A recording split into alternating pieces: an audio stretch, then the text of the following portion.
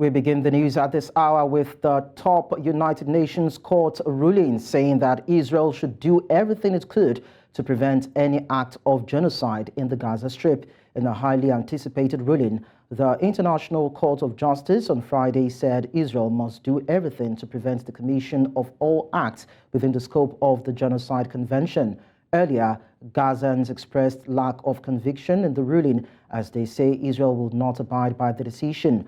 Despite the International Court of Justice's ruling, which orders Israel to halt its military campaign launched in retaliation for Hamas's unprecedented attacks on October 7, it has little power to enforce its rulings.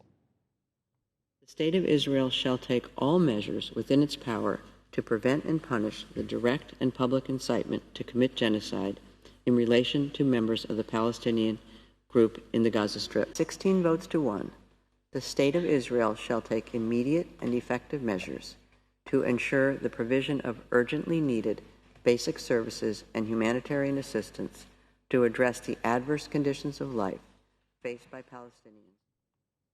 In the meantime, South Africa has welcomed the ruling by the International Court of Justice relating to its case against Israel, calling it a decisive victory. The UN's top court has just ordered Israel to take a string of emergency measures in Gaza, but stopped short of demanding a ceasefire. Under the measures, Israel has been told to do all in its power to stop genocide there, immediately enable more urgently needed aid to enter the territory, and to prevent and punish the direct incitement of genocide in the conflict. South Africa accused Israel of committing genocide against Palestinians. Israel vehemently denies the accusation and is thought likely to ignore orders by the judges who have no way of enforcing their decision. I'm now being joined by Rolene Marks, a national spokesperson, South African Zionist Federation. It's nice to have you join us on the news. Good afternoon, and thank you for having me. It's nice to join you again. You're welcome. Now, in your view, what do you make of the ICJ's ruling? Well, I think this was the ruling that was expected. The ICJ did not call for a ceasefire, which is what I think South Africa was aiming for, and also said that Israel needs to take measures to prevent genocide, which Israel is already doing, and presented that evidence to the court. It also asked for Israel to present reports to the United Nations Security Council, which of course we will do, but also very importantly, the court called for the release of the hostages. You can see I'm wearing a yellow ribbon here. It's the ribbon to bring awareness to the plight of the over 130 hostages, some of which we know, according to our witnesses who have come out of captivity, have said are being sexually abused, men as well as women, and some have been executed, and we want those released now. The court also called on Israel to let in more humanitarian aid, and Israel has said and maintained that there is no limit to the amount of aid that we will let in. And to date, over 10,000 trucks have entered the Gaza Strip with nearly 80 tons of humanitarian aid. Of course, notably absent from the court's ruling was any reference to the international genocidal terrorist group Hamas that perpetrated the massacre on the 7th of October, which precipitated this war. And nothing was made mention of the horrific conditions that they not only keep our hostages in, but also keep the people of Gaza in. The use of human shields, the use of civilian infrastructure as human shields, and the horrific hijacking of humanitarian aid.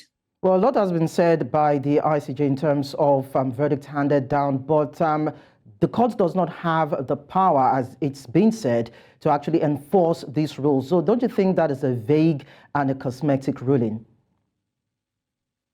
Well, they don't need to have the power to enforce any ruling because Israel already complies with the verdict. We already do everything that we can, as was presented by the Israeli legal team very, very forensically and methodically, and in great factual detail to the court. We do everything in our power to ensure as minimal civilian casualties as possible. Very important to note that the court did say that the number of civilian casualties is not verified. They do come from the Hamas-controlled Ministry of Health. And as we know, Hamas on the 17th of October accused Israel of shelling a hospital and saying 500 were killed, when in fact it was a rocket fallen short by Palestinian Islamic Jihad, which hit the parking lot and killed 24 people. So, you know, those numbers cannot be independently verified,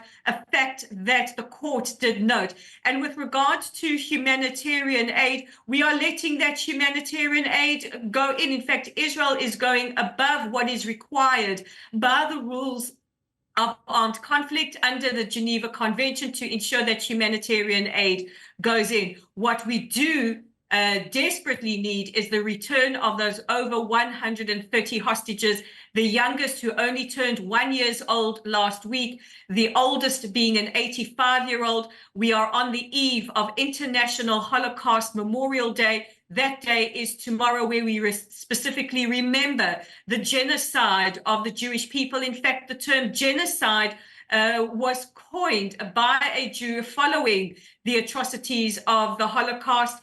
And there is no coincidence that we are talking about this in the framework of the 7th of October, which was the grossest atrocity committed against the Jewish people since the Holocaust by a terror organization, Hamas, who at its very, very foundation has a charter based on genocide. So is there anything that the international community can do to bring about a lasting peace between the two countries?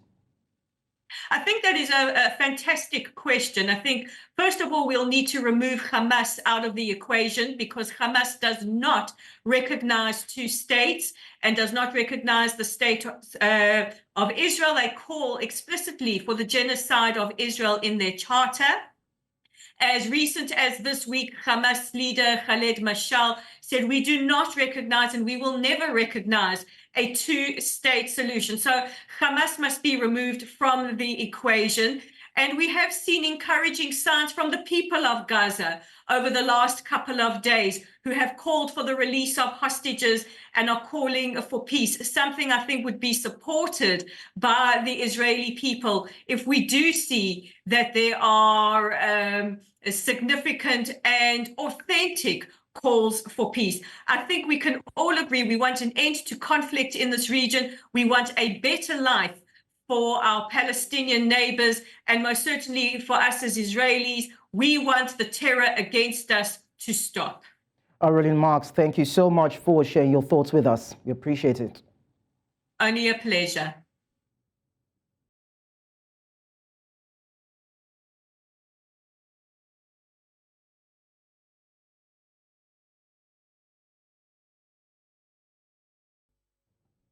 Moving on now, stakeholders of the 19 states of northern Nigeria are set to discuss the present challenges facing the region and recommend ways of enhancing the fortunes of the region. This will be happening at the Sir Ahmadu Bello Memorial Lecture, which Nigeria's Vice President, Kashim Shettima, and other dignitaries of the region will be attending. Mara Kirawa completes the report. Northern region, just like other parts of Nigeria, has been grappling with various challenges over the years, including insurgency, poverty, unemployment, and communal conflict. Gathered here are journalists from different media organizations and the Joint Organizing Committee for the 10th Annual Sir Ahmadu Bello Memorial Lecture.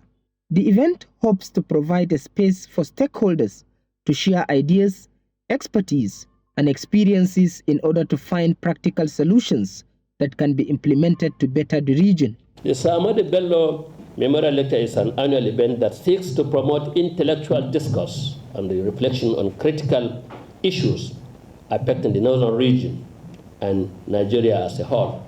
It serves as a veritable platform to honor the legacy of leadership and good governance of Sir Ahmadu Bello. The Ahmadu Bello Memorial Foundation was set up in 2009, and it is the brainchild of the Northern Governors Forum. Some of the activities of the foundation include under education scholarship that we award to indigent students across the northern states, and trainings in vocational skills acquisition and entrepreneurship. Attendees include social activists, policy makers, religious leaders, business tycoons, and representatives from civil society organizations. The diverse group of stakeholders is said to reflect the commitment to inclusivity and the acknowledgement that addressing the region's challenges requires a collective effort. This year, we have chosen Borno State as the host for the annual lecture, and this decision is particularly significant due to the theme of the lecture, that is, creating pathways for peace, tackling banditry and insurgency through good governance for sustainable development.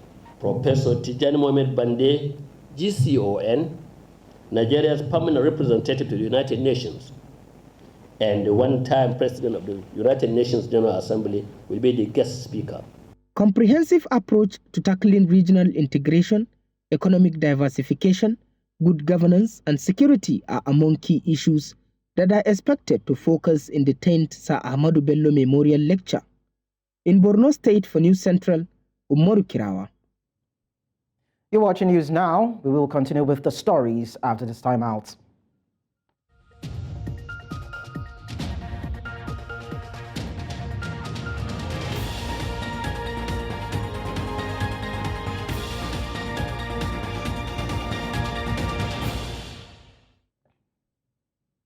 Nice to know you're still there. But I'll tell you that the presidential candidate of the People's Democratic Party in last year's election, Atiku Abubakar, has demanded explanation from the federal government of Nigeria over an emergency loan of $3.3 billion by the NNPC Limited. Atiku, in a statement, expressed worry that since the loan was secured last year, the Tinubu-led administration has handled the affair in secrecy. The deal is supposed to be a crude-for-cash loan arrangement by the African Export-Import Bank, which was said to cushion the harsh foreign exchange environment. And according to the statement, a special-purpose vehicle called Project Gazelle Funding Limited is driving the deal, and it was incorporated in Bahamas. The SPV is the borrower, while the NNPC is the sponsor, with an agreement to pay with crude oil to the SPV in order to liquidate the loan at an interest rate that is a little over 12%. To further discuss this, I'm being joined by Mukhtar Mohammed, who is a financial analyst, and from London, Sean Dania, an energy consultant and also an analyst. Thank you so much, gentlemen, for joining me on the news. Thank Good you. afternoon. It's a pleasure to be here. Okay, I'll start with Sean. Let's start by looking at the $3.3 billion emergency crude repayment loan secured by the NNPCL. Sean, when you first heard the story, what was your reaction? It was important to first, find out more details about the transaction. So I can tell you for a fact, of course, they had to set up an SPV to handle all those things. The information has been given out based on Nigeria has, we have unmet, forex obligations, and being able to get FX for forward transaction, meaning that they would then pay in crude oil for over a couple of years. It's pretty much maybe one of the last set of cards that the government has to deal in order to be able to mitigate the current challenges that we are in and save the Naira. So to me, I think it was something that it was some way, very, very, and it was ingenious, because I thought about it that, yeah, this is something that, the people in government are thinking. However, it's also very important to be able to put into consideration the fact that if not properly managed, it means that we are selling our future, because we are already taking money for crude oil that we are yet to produce. So essentially, we are collateralizing our crude oil reserves, which are guaranteed anyway. But then, how it's managed is what got me thinking. But sometime last week, I know for a fact that the NNPC Limited did a press briefing where they, put out explanations. So they let us know for a fact the details of the SPV. So it's not just the company. It's also there's also O&O Limited is involved. I think the Sahara group is also involved. Including so they had to come together to form a special purpose vehicle in order for all this to happen. So I mean, Nigeria, we need the money. We just need to be sure that it's properly managed. Okay, Mukhtar, Shion just said it's an ingenious idea, and this is a crude for cash swap deal. And of course, according to the report, SPVs, Deborah, and NPCL is the sponsor. Looking at the make of this particular agreement, what do you think? Do you think it's a wise decision to have been taken by the federal government? And why is it that it's set to be shrouded rather in secrecy? Thank you. Whether ingenious, I don't think I don't know what's ingenious about what they've done. So I don't think it's genius in the way, because again, this is not the first time we are having such things. We've done the oil swap deal before. This is not the first time where we give them crude petroleum product, and then we get refined petroleum product back from there. So it's not the only beauty about this is because the cash is involved instead of before. Now is still the same thing, but this time you have cash coming in rather than that time you used to swap your crude oil and you get refined petroleum product. And that process has not really helped Nigeria a lot. That process was showing a lot of secrecy. We don't know how much of the crude we sent to them to refine, how much are they refining to us, and that. And that did not bring down the price of petroleum product. That still means Nigeria was still paying high in terms of subsidy payment and that. So nothing new here, nothing ingenious here as far as I'm concerned. The only new thing is like what he said is this time this money is coming in to do a very, very high need at this time. It couldn't have come at a better time than now, whereby we are looking for ways to stabilize our currency. And one of the ways that we need is to get loans so that we can add liquidity in the system and pay up most of our forward FX, the backlog of to a lot of our own foreign portfolio investors that have not been able to exit the market up to now, and also foreign direct investors and also the airlines. So it's for that. When you look at it from that angle, it's a lawful idea. But again, we say we're mortgaging our future. If that's the case, then we'll be mortgaging our future since the very time we're doing this swap today. I don't think we are mortgaging our future. I just feel that as it stands now, that's the right thing to do. Like he said, that for saying it's ingenious, I don't see anything ingenious about it. It's something we normally do. But this time, the only difference is that instead of getting refined petroleum product, we are getting cash into the economy. Yes, Mukhtar, you said it's not ingenious, but it's the wise thing to do looking at the circumstances. Now, according to the statements by the former Vice President of Nigeria, Atiku Abubakar, the interest on this loan is 12%, and it will cost the country above $12 billion, which is about $7 billion above the loan itself. So how is this a nice or a wise thing to do? How does it look right having to pay that amount of interest upon crude just because we're looking for money to offset our debts?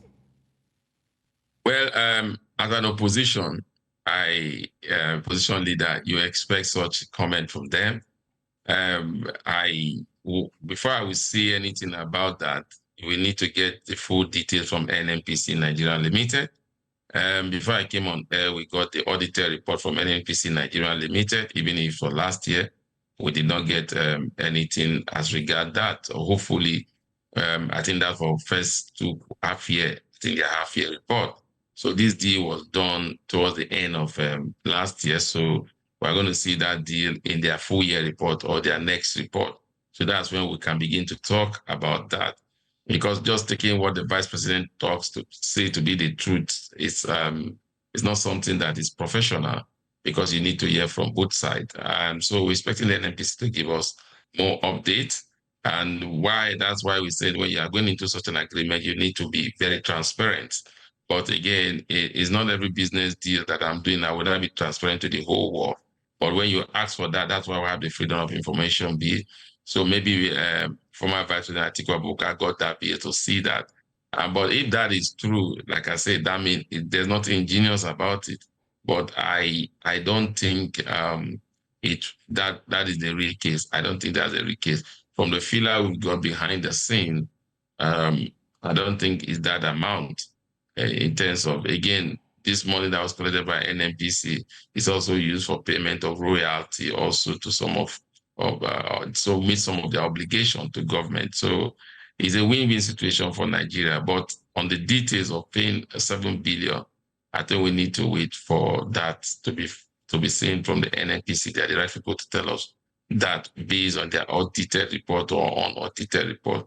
Getting that from an opposition leader and taking it to press, I don't think is professional. Okay, so Seun, do you also see it as a win-win situation, looking at the interest to be paid on this particular swap, 12%? Agreed, we do not have all the facts and all the figures at hand, but then when you look at the figures, of course, that is what we have in terms of details that has been made available. Is it a win-win situation from where you see it? So let me start with saying, yes, it is a win-win situation.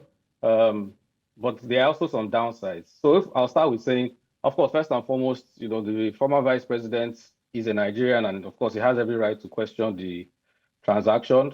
It's proper for every Nigerian to know what is going to do, because of course, the crude oil belongs to all of us, and it's essential that we have information. However, the NNPC, like I said last week, through the director of communications, their chief corporate communications officer, they did a press statement, and it clarified some information, So this deal is hinged on them fulfilling the deal. Well, it's hinged on paying back 90,000 barrels of crude oil per day. So if we look at Nigeria's current production, it's about maybe slightly below 1 million barrels per day. So that's like 10%, which is quite a bit of the number, right, of our current production. But if the money is channeled properly, we can actually, fix a lot of things in the country and get our volumes up to production, up to, I think, about 1.5 that we're asking from OPEC. Another thing there is the Vice President Atiku Abubakar simply, just did the mathematics based on current price of crude oil times 90,000 barrels. Because 12% for an emergency loan isn't much in any climate. It's even lower than what an ordinary business person will get from a traditional bank in Nigeria at the moment. And let's also put into consideration that we are paying back in crude oil. Crude oil, we do not know the actual price, so we are using today's rates. It could be lower tomorrow, it could be higher in dollars. So it's variable. So we can't actually pinpoint and say categorically that we are going to be paying back $12 billion or $7 billion as it were to service that particular loan. However, it's very important for the government to be very, very transparent. We do not know if there are any other hidden fees or charges, but I see what they're trying to do there. And based on the ingenuity, this is the first government that is ever doing this kind of agreement, right? And it's because it's a forward sale. It's different from the crude swap deal where we're selling crude oil, in real time for refined products. So this we're actually using our reserves to negotiate and get money in that we can use now for capital projects, and then we are repaying, little by little over the course of time. If there are no hidden fees, I'm 100% certain that we can get this all together. So I can remember from the statement that was issued by the NNPC, they have VTOL. VTOL is part of the SPV. The UBA is also part of the SPV, and a company called Governor, which is one of the largest energy trading companies by turnover. Sahara Energy Group, O&O, who also chipped in some money into it. And some way, somehow, they are protecting the government itself from being the ones who are actually taking on this loan. Now, some of all these companies, Sahara Group, O&O PLC, are oil-producing companies, crude oil producing companies. They have oil fields, they are producing. So they are also part of the companies that are going to be fulfilling that 90,000 barrels per day obligation that we are taking this loan on. Okay. So yeah, it's a win-win. All right. So finally, Mukhtar, what is key and what I would like to pick from Seun Daniel's statement was the fact that securing $3.3 billion from Afrexim Bank, if they are channeled into the right sectors or the critical areas, it might just have a positive spiraling effect. How true, or how are you so sure that the Nigerian government will do that in terms of expending these loan resources? They have no option. They have no option. They have to do that, because the main reason why they are collecting this loan is because they want to shore up liquidity to bring stability in the exchange rate. And as it stands today, it's not good for the government when you look at the exchange rate, what the price is in the parallel market and even in the official market. So definitely they have no option. They have no option, and they have no reason not to put in those policies, because they really have to work towards stabilizing the exchange rate.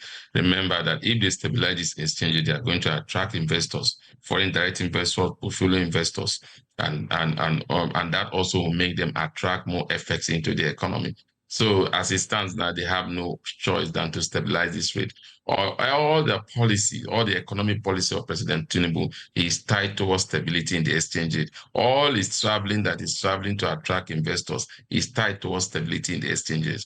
Once there's no stability in the exchange rate, no investor will come into your economy. Okay. The visiting of the United States Secretary of State yesterday is still also tied to stability of the exchanges. So a lot of this government policy is tied to stability of the exchange rate. Once the exchange rate stabilizes, then they will be able to bring down liquidity. They will be able to bring down inflation, which is a major key that is affecting the ordinary Nigeria. So and this money is made to stabilize the exchange. I can go on and on. So they have no reason to want to fear. They have to get it right. Mukhtar Mohammed, Sean Dania, thank you so much, gentlemen, for sharing your thoughts on this. Thank you for having me. Thank you too. Moving on now, the Supreme Court has affirmed the 5-year jail term handed to a former member of the House of Representatives, Farouk Lawan, by the Court of Appeal. He was convicted and sentenced to prison in 2021 for accepting $500,000 bribe from a businessman, Femi Otedola. In a unanimous judgment, a 5-member panel affirmed the 2022 judgment of the Court of Appeal, which upheld Lawan's sentence into 5 years in respect of only count 3 on the 3 count charges on which it was tried at the Abuja High Court. In the lead judgments prepared by Justice John Okoro but read on Friday by Justice Tijani Abubakar, the Apex Court found that Lawan's appeal was without merit and proceeded to dismiss it. We now go on another short break. When we return, there'll be more. Do stay with us.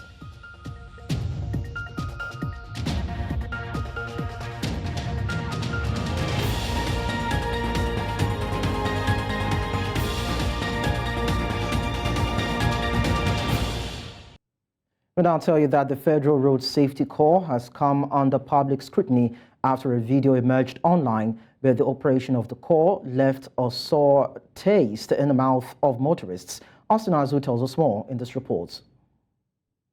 This is Asaba Road Safety Office this early morning. You can see what the road safety just did to this bus by crossing the road on highway along the express, and there were children. You can see children. Some officials of the Federal Road Safety Corps, Delta State Command, said to have flagged down a vehicle in motion as a cover to stop other vehicle said to be on high speed. The video had gone viral on social media, eliciting reactions. Using the screwdriver to shoot the driver in his face. You can see what they did to the young man. You can see the damage they did to this young man. You can see how they beat him up. Some commercial drivers, however, shared their experiences with conduct of the Federal Road Safety Corps, especially on the highways. But some teams will come, they will do their work very well and sound, no traffic, no problem. Some team will come, they will carry the problem on their head. They must cause problem one to the other. Some of the road safety uniform man, they know their work very well. So some of them, they can do, let me just get this.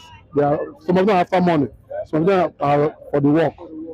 For these journalists shared their experiences in the hands of FRC operatives on the highway. The call for regular mental health check for officials on highways whose state of mind could directly connect to safety of road users. Another vehicle that was following me almost hit me at the back. So I now decided to swap to my left so that I will not hit the one they were blocking. Meanwhile, the one that was coming behind me was on top speed, and narrowly, it was just God that saved us that day. They abruptly stopped my vehicle, not minding whether there were other vehicles behind me. And definitely, I was doing like 100, 120. To suddenly stop a motorist when there are vehicles behind, it becomes a recipe for disaster. Sector commander of the FRSC in Delta State said the corps has ordered the immediate recall of the patrol team captured in the video clip.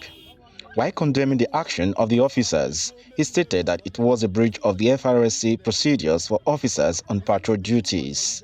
The corps is against such actions. We are road safety. We are not to cause crashes on the road. And that is why the command has taken a stand, and those teams have been recalled to the command, and disciplinary procedure is already initiated. As a reminder, the mandate of the Federal Road Safety Corps include preventing or minimizing accidents on the highway, clearing obstructions on any parts of the highways, educating drivers, motorists and other members of the public generally on the proper use of the highways, designing and producing the driver's license to be used by various categories of vehicle operators. In Asaba for News Central, I'm Austin Azu. Now, the West African Regional Bloc, ECOWAS, says it aborted a negotiation mission to speak with military leaders in Niger because of technical problems with a chartered aircraft. The Economic Community of West African States has imposed tough sanctions on Niger since a coup in July ousted President Mohamed Bazoum, but it is trying to negotiate a transition back to civilian rule. The Prime Minister appointed by Niger's military regime on Thursday criticized ECOWAS for bad faith after only Togo's foreign minister turned up for a scheduled meeting. ECOWAS said it would reschedule the mission as soon as possible. Niger's rulers had hoped for a chance to work through differences with ECOWAS states. Staying in West Africa, Mali's military junta has announced an end to a 2015 peace deal with Tuareg rebels in the country's north, a move that could further destabilize the Sahel nation. The peace agreement was aimed at easing tensions at a time when Tuaregs mounted violence against the central government since 2012, but the agreement has only been partially implemented. Military authorities said the Algiers Accord, brokered by the United Nations, had ended with immediate effect. The junta spokesman, Abdoulaye Mega, said it ended the deal due to other signatories not keeping their commitments and hostility by chief mediator Algeria. Du processus précité, le gouvernement de la transition constate l'inapplicabilité absolue de l'accord pour la paix et la réconciliation au Mali, issu du processus d'Alger, signé en 2015, et par conséquent annonce sa fin avec effet immédiat. And we continue in East Africa, where a Kenyan High Court has blocked the government from deploying police officers to fight gangs in Haiti. The judge argued that the deployment would be illegal as the National Security Council lacks the legal authority to send police outside Kenya. The judge said the council can only deploy military, not police, for peacekeeping missions such as Haiti. Last year, Kenya volunteered to lead a multinational security force in Haiti to quell gang violence.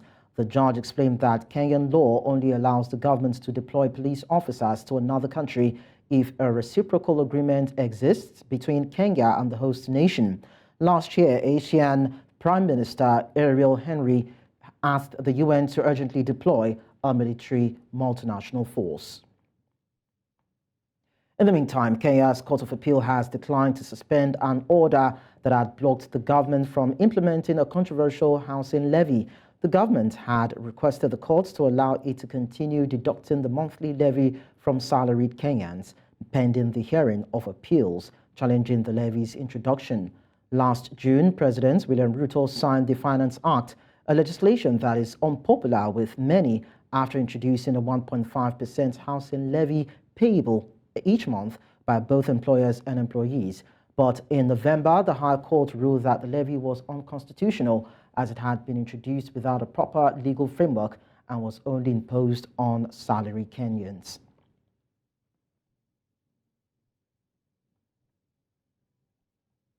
We now go on another break on the news. When we return, we'll bring you the rest of the stories.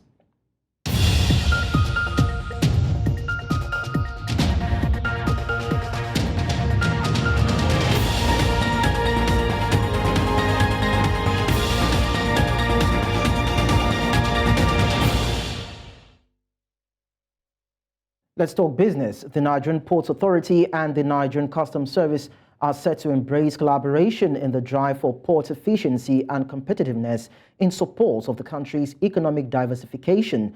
This was made known at a press briefing held at the Ports Authority's headquarters on Thursday in Lagos. The Central's maritime correspondent, Neoma Obiasaulo, has more. Ports Authority (NPA) and the Nigerian Customs Service (NCS) have pledged their commitment to work together, deepen trade facilitation, and drive exports as part of measures that will support the Nigerian government's economic diversification agenda. This pledge was made during the Controller General of Customs, Bashir Adeni's visit to NPA's headquarters in Lagos. In his remarks, the Managing Director of NPA, Mohammed Bello Koko, said there is a need to streamline export desks to make facilitation of cargoes on board vessels seamless, as he frowned at the situation where export processing terminals report to the export desk at the seaports. He also applauded the Customs CG's effort for the tremendous increase in percentage in quantity of export cargo seen, but insisted that the issue of multiple export desks needs to be addressed.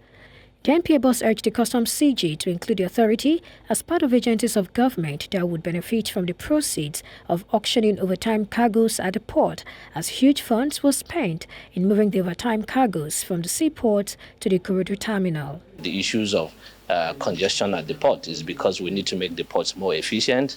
We need to be able to clear cargo as quickly as possible.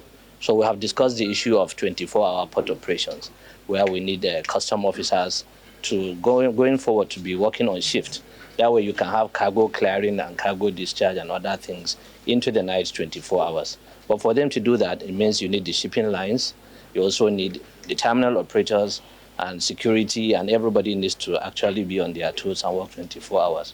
In his response, the Customs CG stated that the visit to the NPA is to renew friendship, deepen existing relationship, and buying into the vision of the NPA to ensure port efficiency and competitiveness, which would help the Customs Service facilitate trade, increase revenue generation, and regain cargoes lost to ports in neighboring countries. If you deploy scanners to examine goods rather than subject them to 100% examination, that's one way to make them, faster and more efficient. We are building our risk management. We are expanding fast track. We are going to get into AEO in the first quarter of this year, so that more of our companies will not, have their containers subjected to examination in the port. We are launching a time release study for us to actually determine the time and the costs it takes to clear goods in our ports. The collaboration is set to improve Nigeria's export earnings, decongest the ports, and aid the facilitation of export cargoes on board ocean-going vessels. Now, the 2024 Academy Awards nominees were made public earlier in the week by the organization that is now officially known as the Oscars. With 13 nominations, Oppenheimer, a well-known film by Christopher Nolan, tops the list. Oscars are given out yearly by the Academy of Motion Picture Arts and Sciences, which is based in Beverly Hills, California, to recognize artistic and technical excellence in the motion picture business. What's behind the money-making movies in this year's Oscars? Now, joining me on the news is Linda Ochudwa, Digital Sales Manager, Business Day Media. Thank you so much for talking to us. Thank you so much for having me again on the show. I'm really very happy to be here. Now, some analysts have said that the budgets for marketing a number of movies are as big as the whole budgets for making the films. Is that true? Okay, so it'll be very important that we try to understand this in different contexts, right? So if we can see the last movie that is really trending and doing very well, which we can't stop talking about, which is A Tribe Called Judah, that's the Funke Akindele movie. We found out that she did a lot in terms of marketing the movie. Besides getting A-list actors and paying them very well, she was also able to do a very fantastic promotion for the movie. And her budget for the promotion alone was over 100 million, which we can see the impact of doing good promotions for a movie. Now, if you want to check some other movies, we find out that a lot of producers just want to produce in quantity and in numbers, which means that they just spend a little of their budget for promotion. So they just get some actors, try to shoot within a very short time of maybe 1 week or two, get whatever they can get out and just bring it out to the cinema or put it up on platforms. But when you want to produce a very good movie, especially an award-winning movie, and a movie that is going to gross a lot in the cinema, you have to spend a lot in promotion if you're going to do it well. Well, this particular movie, A Tribe Called Judah, earned 1 billion naira, or we should just say $1 million as at January 5. And some people feel that if it was actually released or promoted in China, for instance, or America, it could have earned more. Is that another strategy that you feel filmmakers should look into? So again, we need to understand the concept of our market, right? So the Nigerian market is a very different market. And if you understand the market that you're working in, then it gives you a better idea to understand the kind of movies to produce. Our Nigerian market is a very unique market. And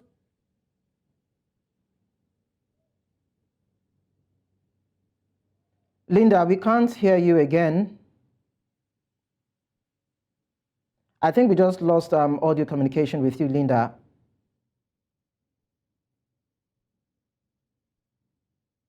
Probably need to check your device if there's a tweak on it that you need to work on.